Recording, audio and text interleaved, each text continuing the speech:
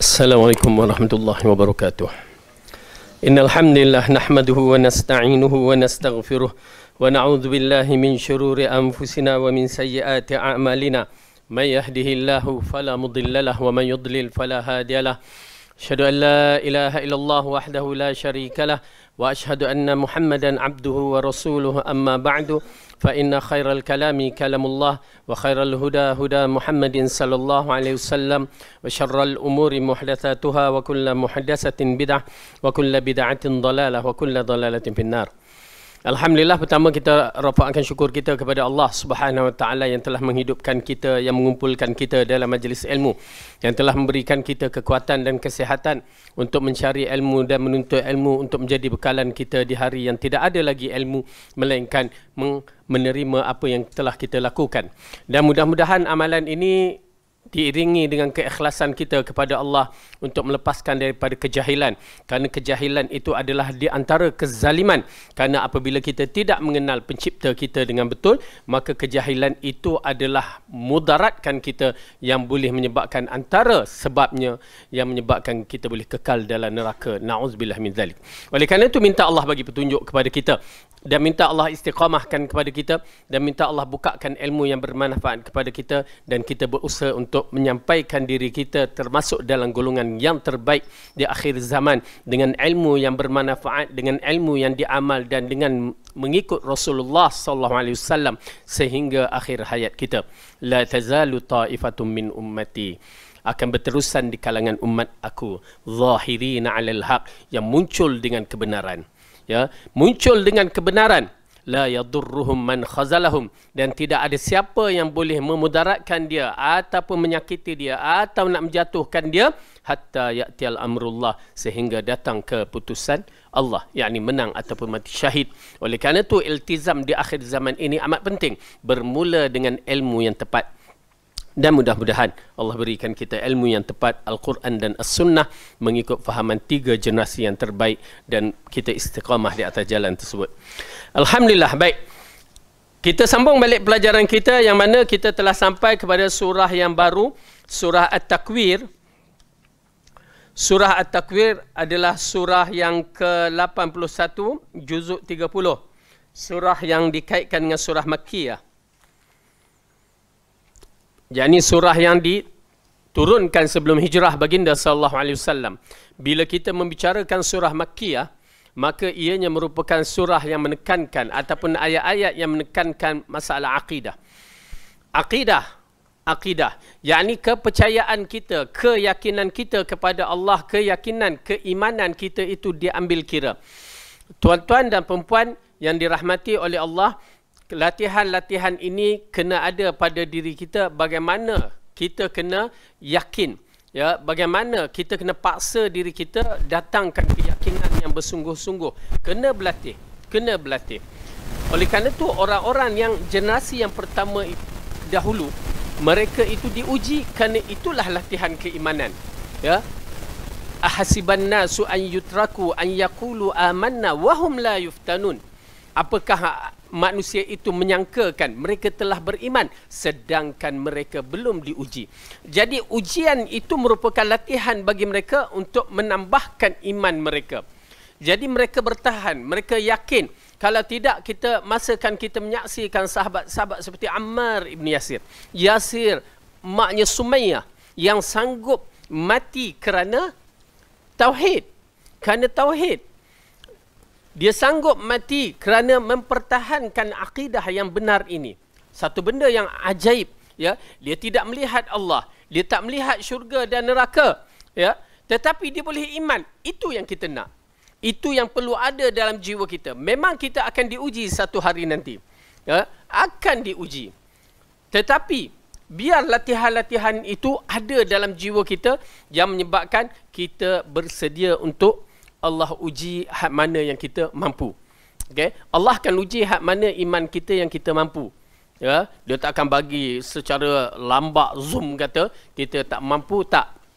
Dia akan bagi kerana untuk meningkatkan iman masing-masing yang kita harapkan ialah kita pertahankan. Ya. Oleh kerana itu Bilal di zaman, ya, zaman-zaman permulaan Islam, ya, bila diletakkan di atas padang pasir, dia angkatkan batu yang panas, apa kalimah yang keluar daripada mulut dia? Ahadun ahad, ahadun ahad. Yakni Allah yang Maha Esa, Allah yang Maha Esa. Nampak tak? Satu kekuatan yang unik yang perlu ada pada generasi kita ini. Dengan akidah yang kita anuti secara betul, ya, akidah yang kita bawa seperti mana yang dibawakan oleh Rasulullah, tauhid yang beriman kepada Allah seperti mana yang diajarkan oleh Rasulullah, dia akan menyempurnakan siri beriman kepada Allah. Dan kalau kita mempertahankan, kita jaga, masya-Allah, kedudukan kita tinggi nanti. Ya, oleh kerana itu tuan-tuan dan puan-puan, sabar dan bertahan. Ya, insya-Allah. Maka di sini ianya merupakan satu perkara yang penting, melatihkan diri kita untuk menambahkan keyakinan kepada Allah, ya, bila kita memahami. Oleh kerana itu memahami penafsiran ayat-ayat Al-Quran, kalimah-kalimah Al-Quran penting. Ya, saya bawa balik dia program tu, saya tertarik kenapa dibicarakan haji kiran, haji tamattu', haji ifrad. Mula tak perasan. Tetapi penceramah tu mengatakan, tahu tak kenapa ditekankan? Kita kena tahu sebab-sebab dia. Rupanya Arab jahiliah dulu, ya, dia tidak membenarkan seseorang itu melakukan umrah di bulan haji. Oh, itu puncanya. Tak boleh. Adalah satu keaiban ataupun satu benda yang tidak dibenarkan pada zaman Arab jahiliah membuat umrah di bulan haji. Dia hanya satu je pada bulan haji, haji saja. Umrah lepas tu. Oh, jadi kita baru perasan. Tetapi datangnya Rasulullah pada haji wada, itu je satu haji yang dibuat untuk mengajar kepada ummah benda tu tak salah. Ya, apa yang dibawa oleh Arab jahiliah itu adalah salah, maka dimasukkan apabila Jibril datang mengatakan, ya Muhammad, masukkan haji ke dalam umrah ataupun umrah ke dalam haji. Berarti campurkan. Itu yang jadi haji tamattu', yang dilakukan umrah dalam bulan haji. Haji kiran dilakukan umrah dan haji serentak, dan haji ifrad dibezakanlah. Okey, maka di situ dia membatalkan fahaman Arab jahiliah. Okey, kita dah faham. Ya, menarik, ya, menarik sekali saya tengok. Ya. Kenapa? Seperti tentang anak angkat. Yang mana anak angkat yang bukan anak angkat yang disusu atau ini, tetapi anak angkat yang dinisbahkan seperti Zaid ibn Harithah, yang mana dia telah dinisbahkan kepada Rasulullah bapa angkat. Maka isteri anak angkat itu tidak boleh dikahwini. Seperti anak kita yang berkahwin dengan perempuan, yang mana perempuan itu jadi anak menantu, tidak boleh berkahwin dengan pak mentua. Ya. Tetapi ini anak angkat. Pada Arab jahiliah pada ketika itu adalah aib dan satu kesalahan. Lalu Allah batalkan dengan turunnya surah Al-Ahzab, ya, yang menceritakan benda tu, ya, adalah tidak bermasalah. Itu dia. Jadi menarik sekali. Oleh kerana itu kita kena faham beberapa kalimah yang disebut, seperti saya katakan kalimah Rabb, kalimah Ilah. Dan kalau kita belajar Asma'ul Husna, kalimah-kalimah nama-nama Allah itu perlu dihayati, dan kita kena tambahkan dalam siri penghayatan kita kemuncak kebaikan, kehebatan, keagungan, ya, pada Asma'ul Husna. Kena ada dalam minda tu, dah set dah. Bila disebut Ar-Rahman yang Maha Pemurah tu, kemuncak segala-gala Maha Pemurahnya. Bila sebut Al-Ghafur, ya, Maha Pengampun, ya, kemuncak pengampunan. Sehingga kan di situ bila datang ayat-ayat Al-Quran, hadis-hadis Nabi yang menceritakan Allah Maha Pengampun, dia boleh membebaskan ahli neraka itu tanpa sebab, dan dia buat apa yang dikehendaki. Itu di situ kita merasa, ya, merasa tertarik, merasa kagum, dan kita mengharap dosa kita diampunkan. Tu dia sampai kemuncaknya. Okey, jadi penghayatan pada kalimah-kalimah ini rupanya amat penting. InsyaAllah bagi mereka yang dah boleh bahasa Arab sikit-sikit, teruskan belajar. Cuma penghayatan lagi besar perlu diadakan dalam pembelajaran itu. Kenapa setengah tu dia belajar harfiah, kan? Ya, kita benar dengar orang belajar harfiah. Ingat, ya, kita belajar kerana Allah. Kita belajar ialah untuk berdakwah, tetapi bukan belajar nak rasa hebat, ya, na'udzubillah. Pasal ada seorang tu hamba Allah, dia minta pandangan ustaz. dia ni dulu belajar harfiah dengan saya, kami semua. Tapi dia dah habis lah pasal dia awal.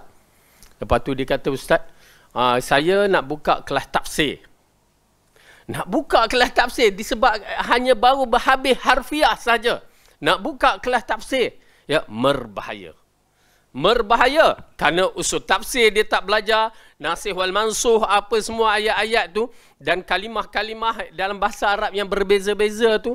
Dia tak belajar, tiba-tiba nak mengajar orang dalam bentuk yang begitu. Ya. Saya kata berhati-hati, kalau boleh tak usah. Jauhkan. Berbahaya tu. Ya. Baik. Jadi di sini insya-Allah kita akan membicarakan ya, dalam surah At-Takwir yang bermaksud menggulung. Apa yang gulung? Dalam bentuk yang dikatakan matahari, insya-Allah nanti kita bacakan. Pertama saya baca ayat dulu. Atau kita baca satu hadis yang mana Rasulullah sallallahu alaihi wasallam bersabda. Hadis yang diriwayatkan dari Imam Ahmad dari Ibnu Umar radhiyallahu anhuma mengatakan bahawa Rasulullah bersabda, "Man sarrahu an yanzura ila yaumil qiyamati ka'annahu ra'yu 'ainin falyaqra idza asy-syamsu kuwirat wa idza as-samaa'u fatarat wa idza as-samaa'u syaqqat." Barang siapa yang ingin melihat hari kiamat seolah-olah terpampang di depan matanya, maka hendaklah dia membaca surah At-Takwir, surah Al-Infitar dan surah Al-Insyiqaq. Hadis ini juga diriwayatkan oleh At-Tirmizi. Okey. Jadi gambaran kiamat telah Allah terangkan pada surah-surah yang kita pernah baca, dan ini juga di antara surah yang menceritakan bab-bab kiamat. Jadi secara kasar kita akan baca dan kita syarahkan sedikit saja kerana pelajaran yang lepas kita dah mensyarahkannya. Okey.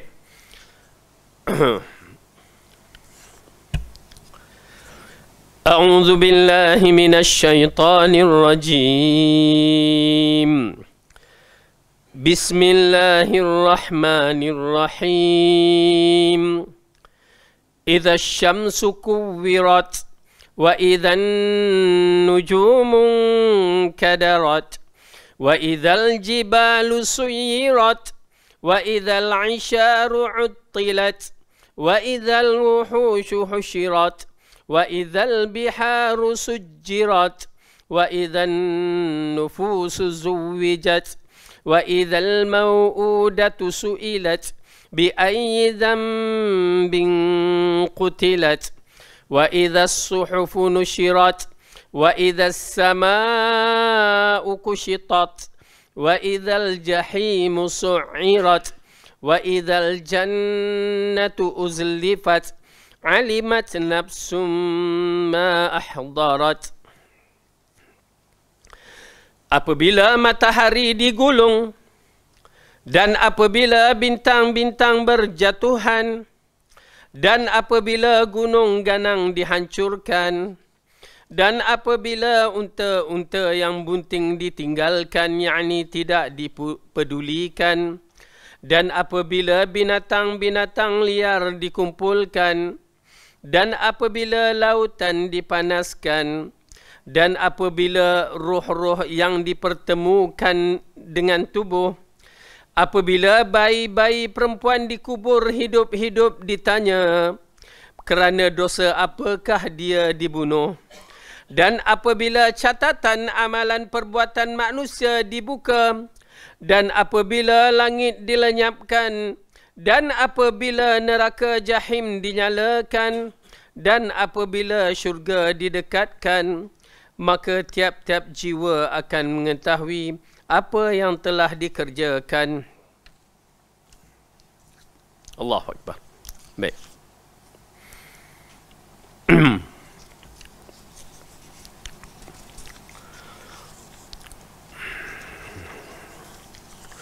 Tuan-tuan dan perempuan yang dirahmati oleh Allah. Apabila kita menyaksikan pada ayat ini, pada mukaddimah ayat yang Allah turunkan dalam bentuk ya penerangan, yang mana penerangan itu bab kata di dalam hadis sebiji kita boleh nampak, ya, boleh nampak bagaimana penerangan yang diterangkan itu. Mungkin secara kasar kita tidak nak kata tak jelas pun teknologi yang ada di rumah kita tu, ya, boleh katakan kita semua ada TV. illa man rahimar rabb. Ya, kita ada TV dekat rumah, bergantung kepada kita untuk menyaksikan apa cerita dalamnya. Tetapi kalau kita menyaksikan macam ya cerita-cerita atau rencana-rencana ya seperti National Geographic atau Animal Planet ataupun apa lagi yang berkaitan dengan benda-benda yang keajaiban alam semesta ini, maka di sana kita boleh perbahaskan, boleh kita lihat bagaimana kebesaran-kebesaran Allah yang telah Allah tunjukkan, dan juga boleh kita gambarkan. Kita tengok setengah dalam cerita-cerita filem tu ya, kononnya kiamat berlaku dalam keadaan yang begini-begini diterangkan secara kasar, namun hakikatnya belum sampai tahapnya. Kalau mampu kita melihat dengan mata, berarti itu belum lagi kiamat sebenarnya. Kerana kiamat bila dilihat dengan mata, dia dah apa ayat tu kata? Dah macam orang gila. Ya, kita tengok dalam TV, oh kiamat, macam tu je. Dahsyatnya, kan? Sekadar begitu. Tetapi bila kita menyaksikan dalam Al-Quran hakikat kiamat yang disebutkan dalam surah Al-Hajj, ya, kamu lihat mereka itu ke sana ke sini seperti orang yang mabuk. Sebenarnya mereka bukan mabuk, tetapi azab Allah itu terlalu syadid, keras, ya. Okey. Jadi gambaran-gambaran yang begitu kita boleh, paling kurang kita bolehlah ambil, ya, macam bumi Armageddon ataupun taik-taik bintang yang jatuh ke bumi, dan semuanya itu boleh kita dapat gambaran. Itu pasal bila saya membicarakan tentang alam semesta ini, di bawah langit yang pertama tu mempunyai galaksi-galaksi. Semua ini ada berkaitan dalam siri ayat-ayat Al-Quran nak menceritakan tragedi kiamat nanti. Ya. Tragedi yang menggerunkan. Tuan-tuan dan perempuan, bumi yang kita duduk pada hari ini akan hilang. Bumi yang kita duduk ini akan hilang. Langit yang kita lihat di atas tu akan hilang. Matahari, bulan yang gerhana semalam pun akan hilang. Ya. Kenapa? Kerana kejadian kiamat yang menggerunkan. Tetapi Allah nak membicarakan bukan hilang begitu saja, tetapi untuk difikirkan bagaimana kekuasaan Allah untuk memisahkan alam dunia menuju alam akhirat. Begitu dahsyat. Okey? Saya bagi contoh bagaimana kedudukannya kita nak dipisahkan dari alam dunia menuju alam barzakh. Bukan senang. Ya, bukan senang. Kerana apa? Kerana kita terpaksa berhadapan kemuncak sakit pada hari kematian kita. Kemuncak sakit sehingga Rasulullah mengatakan, ya, innal mauta la sakarat. Sesungguhnya kematian itu terlalu sakit. Itu pada kekasih Allah, Rasulullah sallallahu alaihi wasallam. Dan waktu nak pisahkan itu bukan sebarangan. Kemuncak sakit. Apa yang sakit kita pernah kena? Aksiden? Tak lagi. Dia kemuncak sakit yang dirasai oleh tubuh badan kita, sehingga kan sehalus-halus urat-urat saraf kita akan merasakan kemuncak sakit ini. Na'udzubillah, tuan-tuan dan puan-puan, ia menggerunkan. Ya. Oleh kerana itu, kalau dah sampai kemuncak sakit itu, kadang-kadang kita lupa segala-galanya.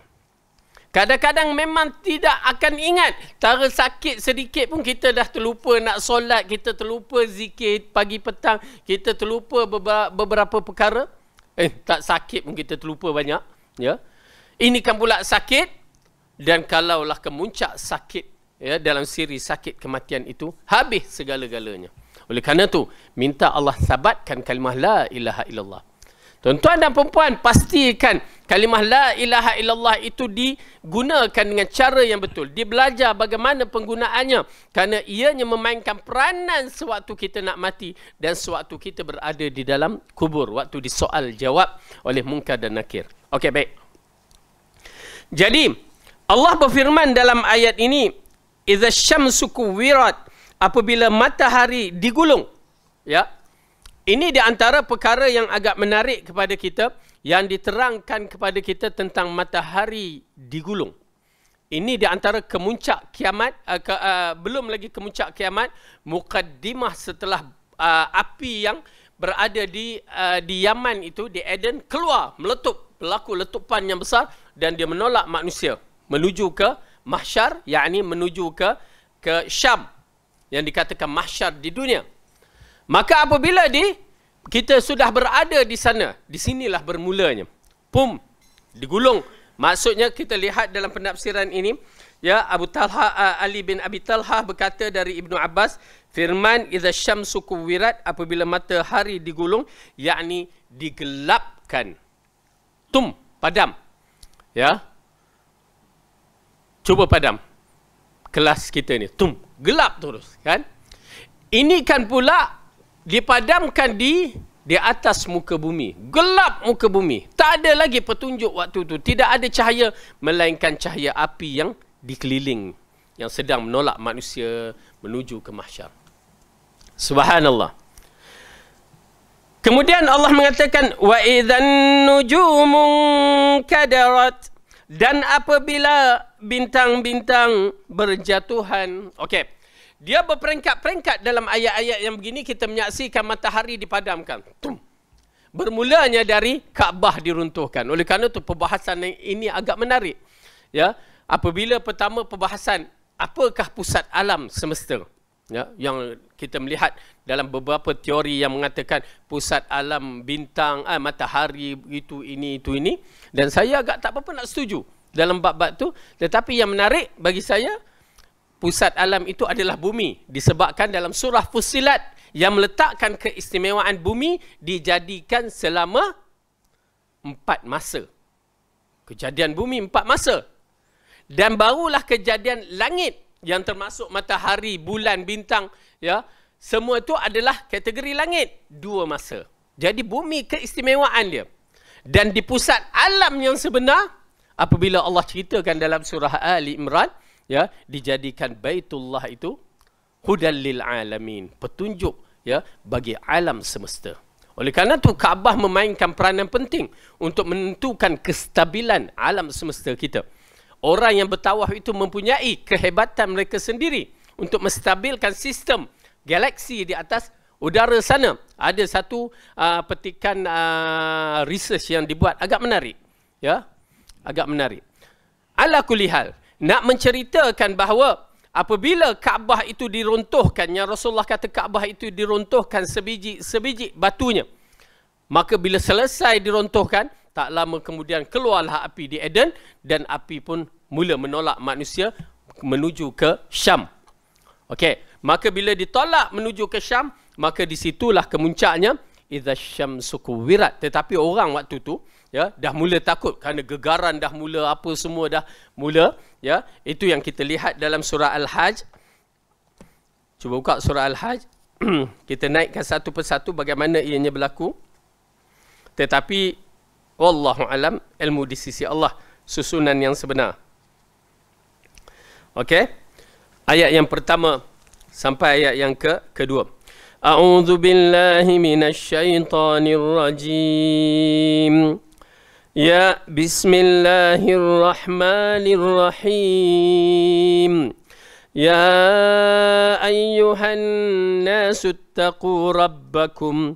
Inna zalzalatas sa'ati syai'un 'azim. Yawma tarawnaha tadhhalu kullu murdi'atin 'amma arda'at wa tada'u kullu dhati hamlin hamlaha wa taran nasa sukara wa ma hum bisukara walakin 'adzaballahi syadid. Wahai manusia, kalimah yang cukup cantik Allah bagikan. Dia bukan kepada orang yang beriman sahaja. Dia bagi lafaz ini semua makhluk Allah yang bernama manusia. Kafir ke kamu, munafik ke kamu, orang Islam ke, ni kalimah yang dibagi. Wahai manusia, bertakwalah kepada Tuhanmu. Sesungguhnya kegoncangan hari kiamat itu adalah suatu kejadian yang sangat besar. Ingatlah pada hari ketika kamu melihat kegoncangan itu. Lalailah semua wanita yang menyusukan anaknya dari anak yang disusuinya. Dan gugurlah kandungan segala wanita yang hamil. Dan kamu lihat manusia dalam keadaan mabuk, padahal sebenarnya mereka tidak mabuk. Akan tetapi azab Allah itu sangat keras. Okey. Jadi dia berlaku kegoncangan dan mahsyar api yang menolak mereka. Mereka jadi kelang kabut. Tak tahu ke mana nak pergi. Bukan mereka, manusia saja. Bahkan haiwan-haiwan pada ketika itu pun dah tak tahu nak buat apa. Haiwan yang melihat mangsanya, dia akan biarkan mangsanya. Ya, kerana apa? Kerana kejadian kiamat yang menakutkan. Nampak tak? Mukadimah dia. Macam mana kematian itu, ya, kematian yang menyakitkan, maka kejadian kiamat itu menakutkan. Kita menyaksikan dalam ayat yang berikutnya nanti. Ya. Jadi, ayat ini mengisyaratkan bagaimana mula manusia mula dikumpul dan digoncangkan dan dipadamkan lampu. Lampu pula. Dipadamkan matahari. Maka apabila dipadamkan matahari, ke mana nak tuju? Melainkan petunjuk-petunjuk melalui api. Waktu itu kegoncangan mula lagi dahsyat. Ya. Dan yang menakutkan. Apabila Allah mengatakan dalam ayat ini, apa dia? Dan apabila bintang-bintang berjatuhan, dan apabila gunung-gunung dihancurkan, dan apabila unta-unta bunting ditinggalkan, dan apabila binatang-binatang dikumpulkan. Ya, tu dia. Ayat ini mengisyaratkan kepada kita, ya, dengan gegaran yang kuat itu, maka gunung ganang dihancurkan. Bintang-bintang, planet-planet mula bertembung antara satu sama lain. Dahsyat, tuan-tuan dan perempuan, dahsyat. Ya, itu tak dapat nak gambarkan. Cuma saya dapat membayangkan bahawa betapa dahsyatnya pertembungan antara planet berbum. Hancur. Ya, dengan momentum yang begitu kuat, hancur. Jadi debu. Kalau bukit bakau pun boleh jadi debu, ya, apatah lagi dalam bentuk kekuatan yang begitu dahsyat, belaga. Inna azab Allah al-azim syadid. Sungguhnya azab Allah begitu keras. Ya. Na'udzubillah. Na'udzubillah. Berhati-hati. Kita takut. Ya. Kita takut. Jangan jadi Allah menjadikan kita ataupun keturunan kita termasuk dalam orang yang paling teruk, ya, paling jahat di muka bumi sehingga diazabkan pada hari kiamat berlaku. Bayangkan bila dah bintang-bintang mula jatuh. Ya, tak nampak lagi kan? Pasal kita tak nampak, tak tahu. Ya, pasal dia nak belaga tu yang tak boleh nak dibayangkan. Itu pasal saya selalu tekankan, cuba tengok nilaian bumi pada galaksi itu, galaksi Bima Sakti ataupun Milky Way itu, sebiji bumi seperti satu batu kecil yang berada di tepi tepi pantai. Ataupun seperti di dalam padang pasir. Itu nilai bumi. Subhanallah, tak ada apa-apa. Allah nak hancurkan, nak lagakan. Allah katakan, semua gunung ganang telah menjadi debu. Dan juga bila dia kaitkan juga, apabila binatang-binatang liar dikumpulkan, ya, di antaranya apabila unta-unta ditinggalkan. Waktu dalam keadaan yang begini, mereka tidak akan kisah. Kenapa? Maksud walaupun unta-unta, kerana waktu itu unta-unta adalah menjadi pilihan. Unta-unta merupakan harta yang mahal. Terutamanya unta yang berwarna merah. Harta yang mahal. Tetapi ditinggalkan. Bak kata kereta apa yang ada? Alphard ke? Alfa Romeo ke? Kereta apa? Ya, Porsche ke? Semua ditinggalkan. Pasal dah tak fikir dah. Ya, tak fikir dah. Menggerunkan. Tuan-tuan dan perempuan. Okey. Saya agak tertarik apabila ayat ini mengatakan bila bintang-bintang bertaburan jatuh, ya, belaga. Bukan jatuh biasa ni, dia belaga tum. Lalu kita buka surah Al-Qari'ah. Cuba tengok surah Al-Qari'ah. Juzuk ke-30. Bismillahirrahmanirrahim. Surah yang ke-101. Al-Qari'ah. Mal Qari'ah. Wa ma adraka mal Qari'ah. Yawma yakunun nasu kal farashil mabthuth. Wa takunul jibalu kal'ihnil manfush. Hari kiamat. Apakah hari kiamat itu? Tahukah kamu apakah hari kiamat itu? pada hari itu manusia seperti kupu-kupu berterbaran, ya, bertebaran, kupu-kupu yang berterbangan ataupun kalakatu yang berterbangan. Boleh bayang?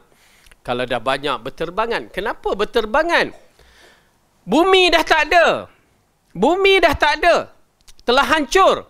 Ya, Allah katakan selepas itu, dan gunung ganang seperti bulu yang dihembur-hemburkan. Maksudnya hancur. Habis dah. Kalau gunung ganang dah luluh, bumi dah tak ada apa dah. Kita ke mana? Tak ada. Tak tahu ke mana kita. Seolah-olah kita terjun dari bangunan yang paling tinggi sementara nak tunggu jatuh ke bawah. Tapi tak ada bawah. Habis ke mana? Maka di situ datang pula planet antara planet belaga. Tiba-tiba kita berada di tengah-tengah tu. Hancur. Boom. Na'udzubillah min zalik. Okay? Ini gambaran. Oleh kerana itu ayat surah Al-Qari'ah ini merupakan gambaran kemuncak terakhir manusia berada di muka bumi. Itu kemuncak dia. Hancur. Hancur tuan-tuan dan perempuan. Hancur kita. Na'udzubillah min zalik. La ilaha illallah. Ya. Ia merupakan satu peringatan yang menggerunkan. Minta Allah ampunkan dosa kita. Minta Allah ampunkan dosa kita. Baik. Kemudian Allah mengatakan, wa idzal biharu sujjirat, dan apabila lautan dipanaskan, ya, lautan dipanaskan kan apa? Saluran gunung berapi memang ada di dasar laut, ya. Tetapi agak menarik apabila dikatakan dalam bab ini, kita lihat, ya. Al-Bukhari meriwayatkan dari Abu Hurairah, Nabi bersabda, asy-syams wal qamar yukawwarani yaumal qiyamah. Matahari dan bulan akan digulungkan pada hari kiamat. Yang ini akan hilang. Kemudian bintang-bintang berjatuhan. Lepas tu gunung ganang dihancurkan. Maka dipanaskan lautan. Firman Allah, wa idzal biharu sujjirat, dan apabila lautan dipanaskan. Ibnu Jarir meriwayatkan dari Sa'id Ibnu Musayyib. Berkata, Ali berkata kepada lelaki Yahudi, di manakah Jahannam itu? Dia menjawab, di laut. Ali berkata, aku tidak menduganya kecuali dia benar. Dan laut itulah yang dipanaskan. Dan apabila lautan dipanaskan, penjelasan hal ini telah disebutkan dalam tafsir firman wa bahri masjur, dan laut yang dalam tanahnya ada api. Ya, dengan arti kata lain, ya, yang dibicarakan dalam bab ini, kita melihat bahawa kejadian akhir zaman nanti ataupun kiamat, dia juga berkaitan dengan saluran jaringan gunung berapi yang berada di bawah bumi kita. Kat Malaysia ada ke? Tak ada? Ha? Ada? Ulu Langat ada tak? Tempat mandi air panas tu kan? Ya, itulah saluran gunung berapi. Ya, cuma dia tak keluarlah lahar tu. Ya, macam di Selayang ada. Banyak kat sini. Air panas. Okey. Baik. Jadi jaluran ini kalau kita tengok, ya, saya tengok dalam National Geographic, agak menarik. Seluruh dunia ada, seluruh negeri ada, mengisyaratkan kita tidak akan lepas dari peristiwa ini. Ya, na'udzubillah min zalik. Baik. Kemudian Allah berfirman lagi, wa idzan nufusu zuwijat, dan apabila roh-roh dipertemukan dengan tubuhnya, yakni setiap roh dikumpulkan dengan pasangannya, sebagaimana firman Allah, uhsyurul ladzina zalamu wa azwajahum, kepada malaikat diperintahkan kumpulkan orang-orang zalim beserta teman sejawat mereka. Ibnu Abi Hatim meriwayatkan dari Nu'man Ibnu Bashir dan mengatakan bahawa Rasulullah bersabda, wa idzan nufusu zuwijat, qala Durba, kullu rajulin min qaumin kanu ya'malun amalahu, wa dhalika bi anna Allah yaqulu wa kuntum azwajan thalathah fa ashabul maimanah ma ashabul maimanah wa ashabul mash'amah ma ashabul mash'amah was sabiqun as-sabiqun qala humul duraba. Firmannya, dan apabila roh-roh dipertemukan dengan tubuh, yakni orang-orang yang sepadan, setiap orang dipasangkan dengan setiap kaum yang berbuat sama dengan perbuatannya. Hal itu kerana Allah telah berfirman, dan kamu menjadi 3 golongan, iaitu golongan kanan, alangkah mulianya golongan kanan, dan golongan kiri, alangkah sengsaranya golongan kiri, dan orang yang paling dahulu beriman, merekalah yang paling dahulu masuk syurga. Okay, Nabi bersabda, merekalah orang yang sepadan. Yakni Allah masukkan, kita akan terbahagi kepada 3 golongan. Ya, ashabul yamin wa ashabul shimal. Lepas tu orang yang as-sabiqun al-awwalun, as-sabiqun as-sabiqun. Jadi golongan yang pertama ini yang dikategorikan ashabul yamin, ya, mereka ini adalah ada ahli-ahlinya. Ini yang dimasukkan pasangan-pasangannya. Jadi kalau kita orang yang terbaik, kita akan masuk dalam golongan ini. Ya, pasangan kita bersama orang-orang ni. Ya, kalau kita naudzubillah, kalau ashabul shimal, ya, maka dia akan dimasukkan dengan ashabul shimal. Kemudian Allah spesialkan beberapa orang yang disebutkan as-sabiqun as-sabiqun ulaikal muqarrabun, ya, orang-orang yang terdahulu, yang mana mereka ini adalah orang yang paling rapat dengan Allah Subhanahu Wa Taala, dan mereka itulah yang disebutkan berpasang-pasang. Okey. Kemudian tuan-tuan dan perempuan, dengan arti kata lain, persiapan kita menuju hari kematian itu bergantung kepada kita. Sama ada kita nak masuk di kalangan ashabul yamin atau ashabul shimal, ataupun mungkin kita boleh mendapat title as-sabiqun as-sabiqun. Ya, baik. Kemudian Allah mengatakan dalam ayat ini, wa idzal mau'udatu su'ilat bi ayyi dzambin qutilat. Dan apabila bayi-bayi perempuan yang dikuburkan hidup-hidup ditanya, kerana dosa apakah dia dibunuh. Okey. Ini di antara perkara, ya, yang berkaitan dengan wanita-wanita di zaman Arab Jahiliyah. Kenapa? Di zaman Arab Jahiliyah mereka memandang kaum wanita ini hanya setempat memuaskan nafsu dan menjadi penghinaan kepada mereka. Ya, sebahagiannya, bukan semua yang melihat begitu. Dan sebahagian di antara mereka memang tidak suka jika mendapati lahirnya anak itu adalah anak perempuan. Ya, subhanallah, Islam datang untuk menyelesaikan masalah. Para nabi datang dalam bentuk-bentuk tertentu untuk menyelesaikan perkara-perkara yang tersebut merupakan adat-adat yang perlu dihilangkan. Kenapa? Wanita, itu pasal kalau kita menyaksikan dalam hadis-hadis berkaitan dengan wanita, ya, disebabkan kes-kes yang begini, Arab Jahiliyah mereka tidak suka. Kalau kita lihatkan pada ayat-ayat yang Allah sebutkan, sehingga kan kalau berlaku, ya, berlakunya anak perempuan dilahirkan, merah padam muka dia menahankan keaiban. Rasa aib bila seorang anak perempuan dilahirkan. Tu dia. Tetapi kalau anak lelaki dilahirkan, tengok macam mana Abu Lahab. Dia ambil baby, ya, Rasulullah tu dia ambil, dia angkat dengan 2 tangan, dia tawaf. Ya, pusing Kaabah nak bagi tahu, ini anak saudara aku lelaki. Begitu kedudukannya. Ya. Penghormatan kepada anak lelaki tinggi, tetapi penghormatan anak perempuan tak. Itu pasal di kalangan Arab yang jahiliyah, yang mana masih lagi ada kebaikan dia, dia pergi ambil baby-baby perempuan yang dikatakan untuk dibunuh, dia ambil, dia jaga. Ada, ya, salah seorang, ya, lelaki itu dia menjaganya. Okay. Ada pun kisah Umar, itu cerita yang tak sahih lah, ya, yang mengkuburkan anak dia tak sahih. Okay. Tetapi menceritakan dalam ayat ini, wanita, anak-anak perempuan pada ketika itu tidak ada pembelaannya. Dan lalu datang hadis Rasulullah kata, siapa yang jaga anak perempuan, ya, maka baginya syurga sampai dia besar. Siapa jaga 2 anak perempuan, 3 anak perempuan, bagi galakan kepada mereka, menunjukkan kedudukan anak perempuan itu tinggi di sisi Allah. Kalau kita tengok, ya, dalam hadis, semua anak perempuan, tak ada anak lelaki. Dalam bentuk-bentuk yang begitulah, ya.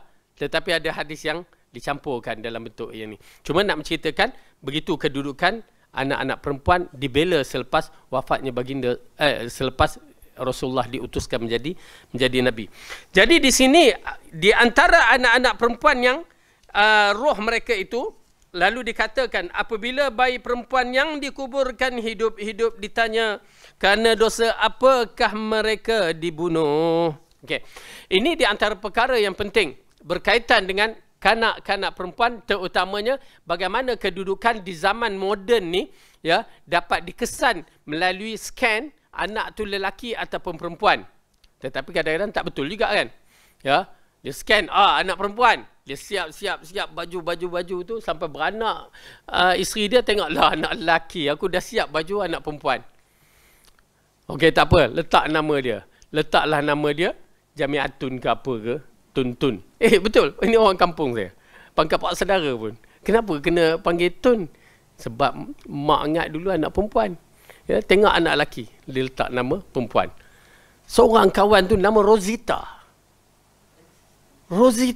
kan nama tu masyhur perempuan. Tapi kena budak lelaki. Berjanggut berjambang pula tu.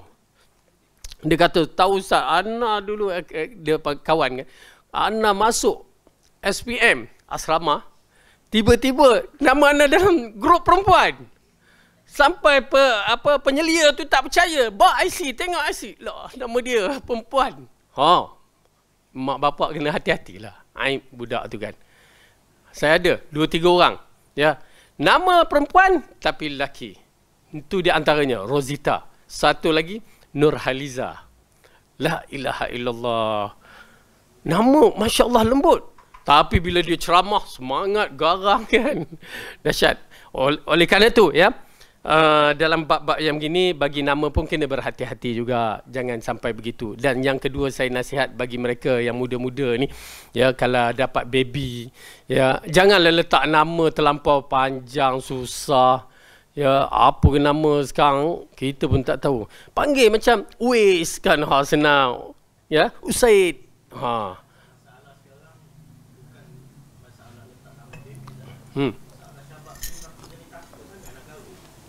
Aduh, takut nak kahwin pula. Jangan begitu. Kahwin, ya, kena orang sunnah kena buat. Kenapa kita nak sebarkan sunnah kita? Okey. Abu Talha ni.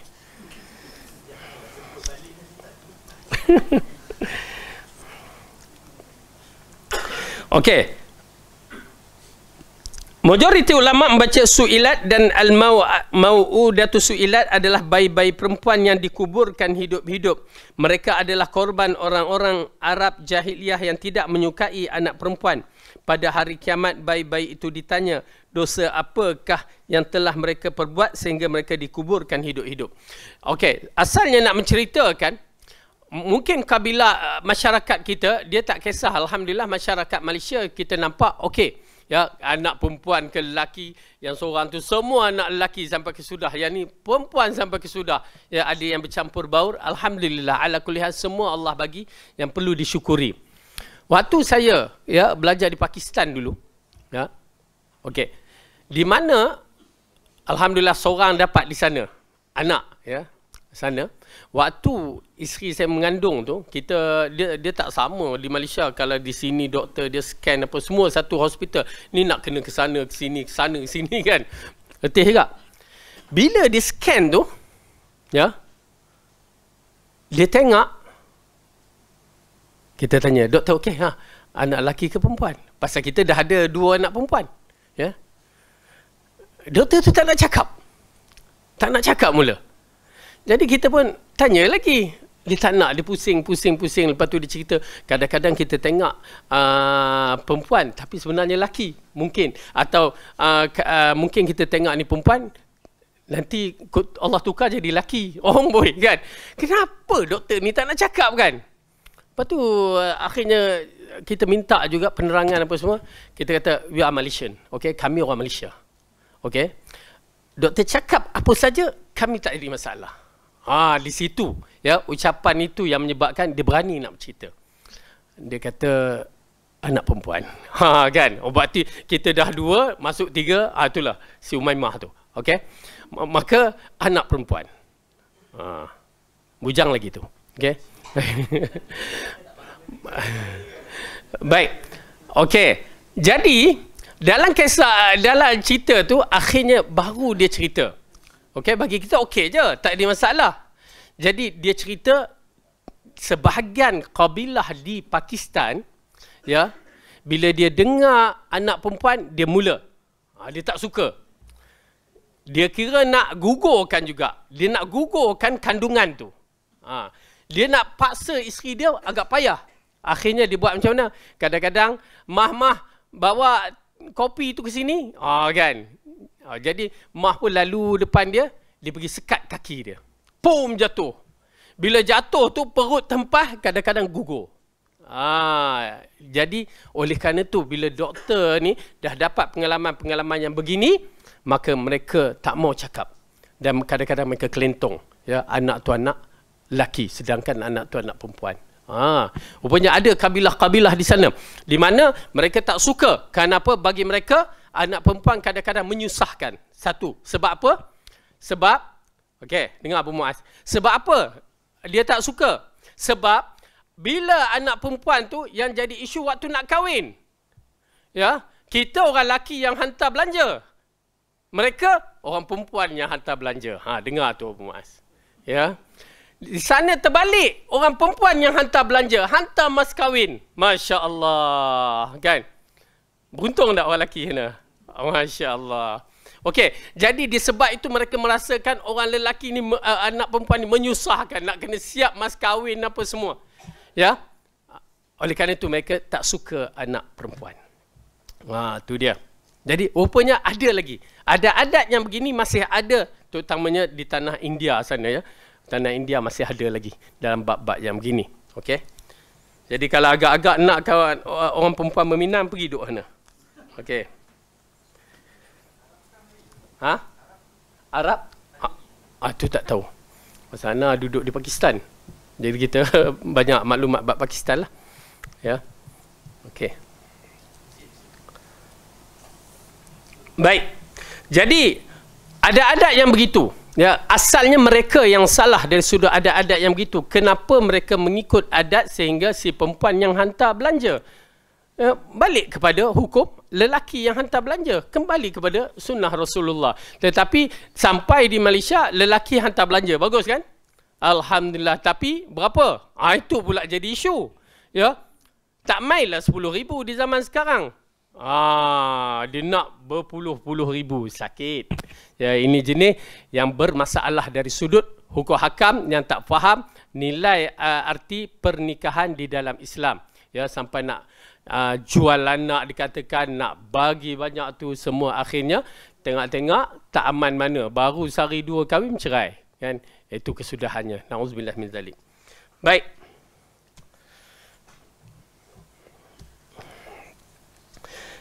Kemudian mereka adalah korban orang jahiliah yang tidak menyukai anak perempuan. Pada hari kiamat, bayi-bayi itu ditanya dosa apakah yang telah mereka perbuat sehingga mereka dikuburkan hidup-hidup. Hal ini merupakan ancaman bagi pembunuhnya. Apabila orang yang dizalimi saja ditanya, maka apa lagi yang menzalimi mereka akan ditanya. Apakah orang yang buat zalim itu mengira bahawa mereka tidak akan ditanya? Okey, kita kena faham ya dalam bab ini, terutamanya bagi mereka yang tak suka kandungan-kandungan ini. Ya, kadang-kadang Allah uji ya beberapa perkara, ya mereka nak enjoy, tiba-tiba termengandung. Lalu mereka cuba nak gugurkan kandungan-kandungan dia. Atas alasan apa? Dia kena lihat daripada hukum hakam. Kerana tidak semudah itu nak gugurkan kandungan, terutamanya bila kandungan itu telah melengkapi selama 120 hari. Ya, 120 hari. Yang mana malaikat dah datang dan telah dihidupkan, ditiupkan roh dalam kandungan itu. Maka kalau sebelum 120 hari, tetap kalau tidak ada sebab, maka tetap hukumnya haram. Ya, kalau tak ada sebab, hukumnya haram, ataupun sebab yang tak konkret, ya hukumnya haram, dan ataupun sebab yang mana tak konkret, lepas tu doktor tidak melarang pula, lagi teruk.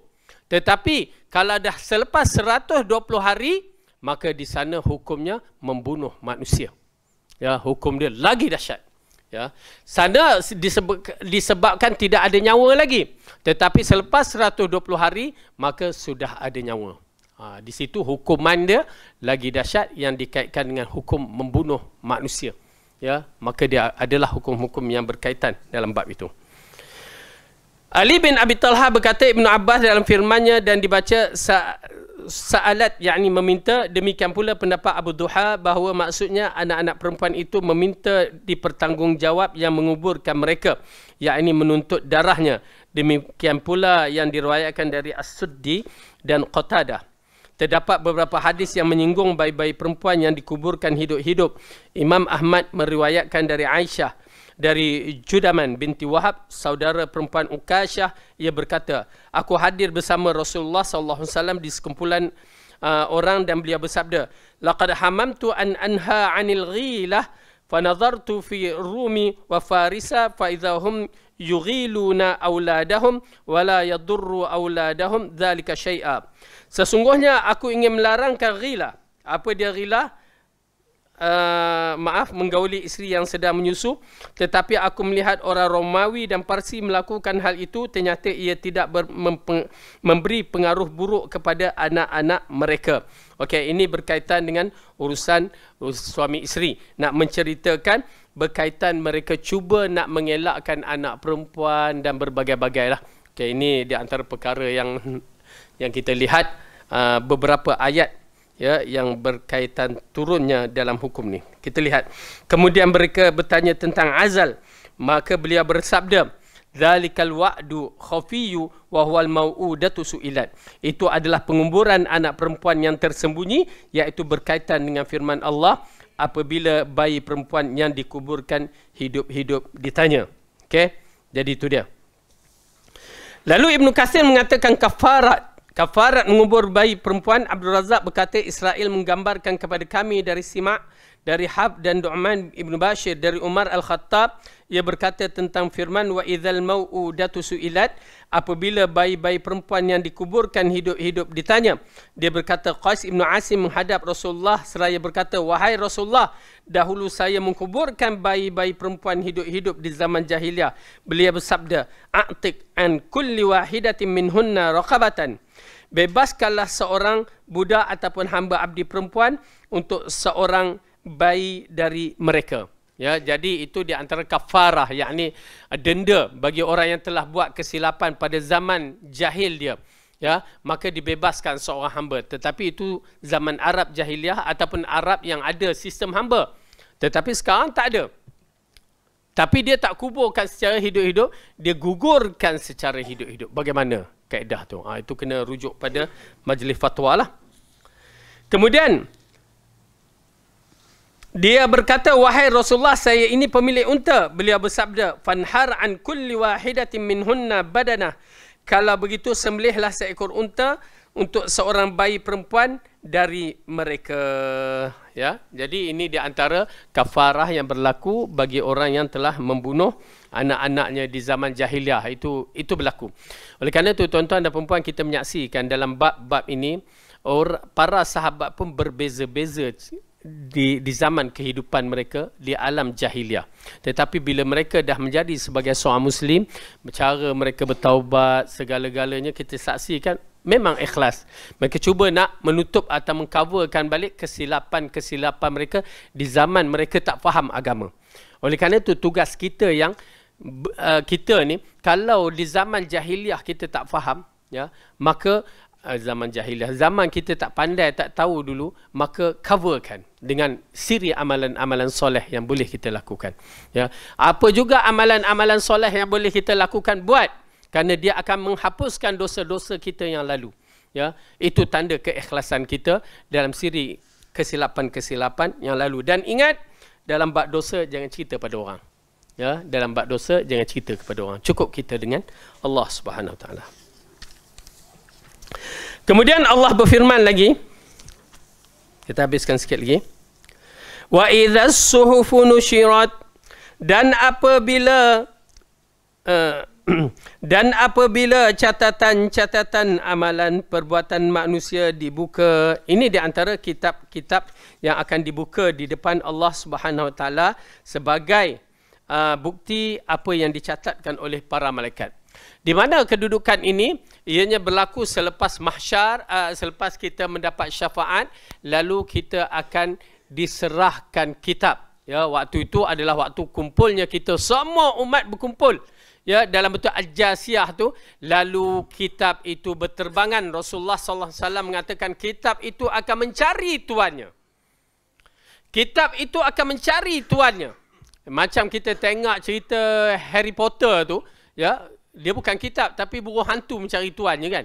Dia bawa barang lontar-lontar. Tetapi di sini dia mencari tuannya. Dia tak boleh nak mengelak.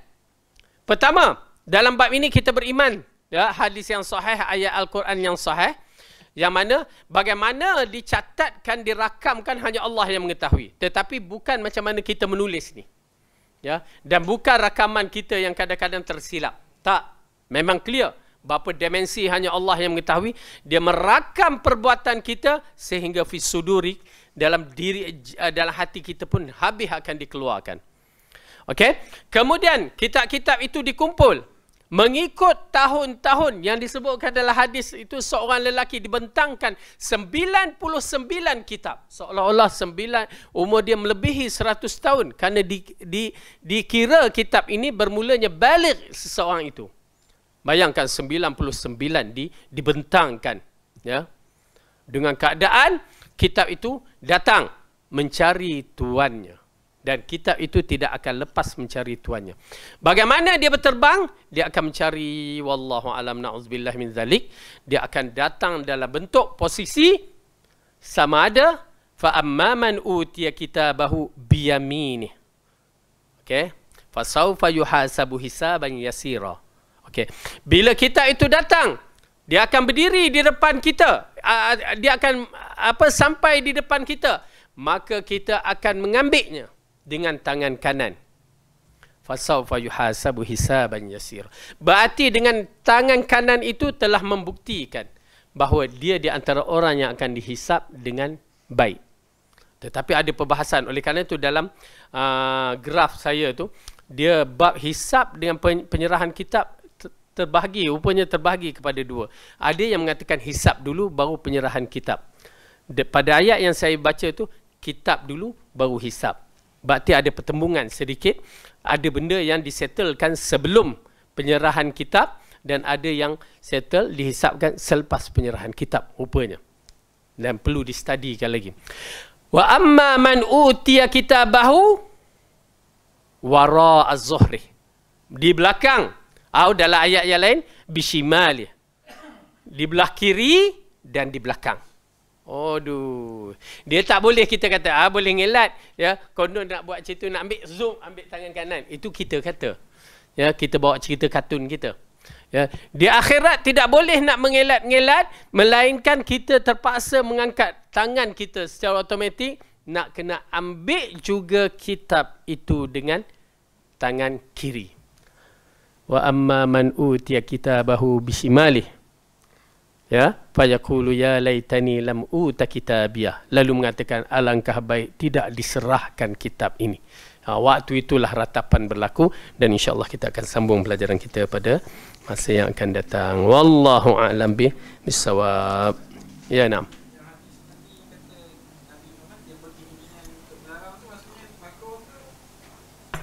Apa dia? Menyusu.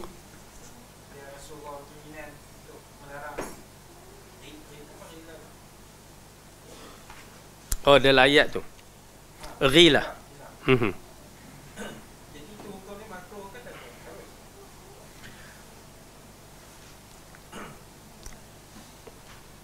Dia mengatakan hampir-hampir aku melarang, kan? Tetapi dia tidak melarang disebabkan dia tengok kesan tu tidak ada apa-apa. Jadi itu kena rujuk baliklah kitab perbahasan masalah-masalah yang begini. Ya, dia termasuk dalam bab azal. Ya, kalau kita tengok al-azlu. Ya, ada benda-benda ini berkaitan dengan masalah suami isteri lah. Wallahu alam. Okey. Baik. Wallahu a'lam bissawab. Yang baik itu datang daripada Allah, salah silap daripada saya sendiri. Aqulu qawli hadza wa astaghfirullahu li wa lakum. Assalamualaikum warahmatullahi wabarakatuh.